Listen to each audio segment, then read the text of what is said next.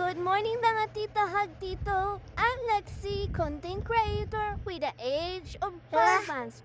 For today's video mga auntie, magluluto ang aking mami ng sinabawan at isda. Hinuli pa to ng nanay ko kahapon sa Pacific Ocean.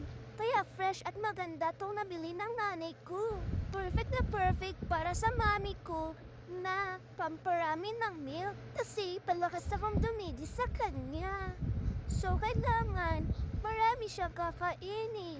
Tingnan nyo naman mga auntie, diba ang ganda ng fish, naka-isman pa o isa, nakadilat na. Nagmamakaawa na wag daw silang pagsama-samahin. Pero wala siyang choice. Kailangan sila magsama. Hindi sila pwedeng paghiwalayin. Parang relationship ng mami at daddy ko. Ayan, kumukulo na. Palapit na yan maluto, kaya nilagyan niya ng mami ko ng malunggay. Isa pa yan sa pamparami daw ng milk. Sabi ng daddy ko, kumain ng mami ko ng masustansya. Para makita ng daddy ko na malusog na ako. Kailangan malusog ako pag uwi niya. Kasi mamamasyal kami sa maraming lugar. Hindi ako pwedeng mapagod. Dapat siya lang yung mapagod.